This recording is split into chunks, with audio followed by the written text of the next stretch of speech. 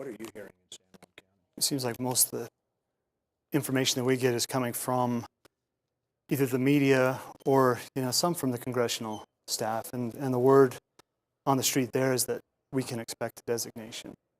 And I don't know if that's just preparing us for bad news in case it happens, or if they're really thinking that it's going to happen, but people seem pretty convinced that we're going to end up with the designation. Maybe not the full 1.9, maybe something smaller than that, but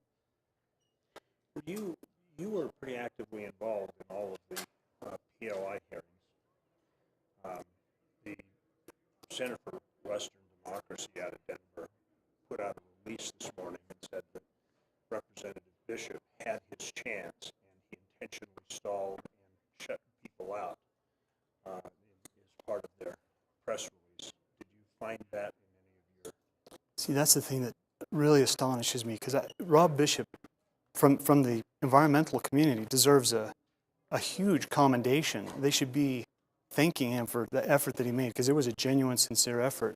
They were the ones that immediately started to attack the PLI, and it's just a tactic. They make a science out of this spin and tearing things down. So before it ever was released, it was already being just slammed and torn apart. And as soon as when we're talking about a shared resource like public lands and archaeology and those things that are really important, the people who are affected the most should have the most say in that. I trust the Native Americans in San Juan County, as you say, my constituents, my neighbors, my friends, my classmates. We don't see the distinction that the outside world seems to believe exists in San Juan County. It's not there. So I trust them. They trust me. They elected me.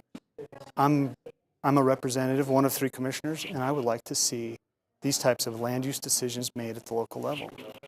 And you're not worried that... Real quick, Mm-hmm. sorry to interrupt. That mic, it's getting a little swish from your jacket. Sorry. You just want to angle it,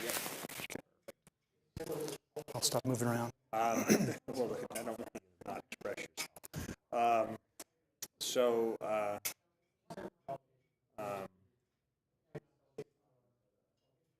I guess the question I was going to follow up with is, the people that are within your county, do you think that they are able to make that responsible decision about protecting resources and providing for development?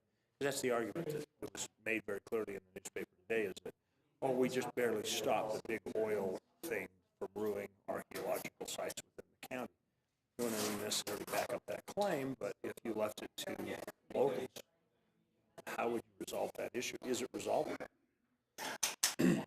There's a witch hunt mentality when it comes to these claims of looting and archaeological damage, and people get fired up and they get engaged, and we've got to stop this, but it's fake. They're faking this fake indignation and this fake want to protect these things, because the looting is not taking place. And if they were wanting to protect it from looting, you don't make it a national monument and invite the world to do it. You go in with the protections that are there. The BLM has said we've got all the tools that we need to protect this area. There's 11 layers of protection right now.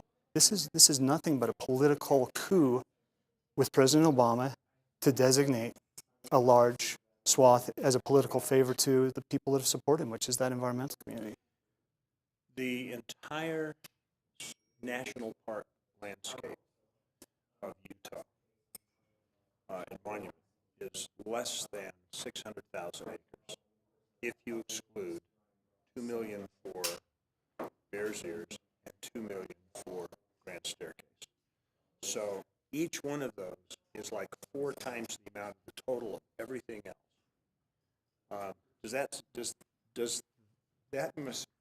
message say anything to you?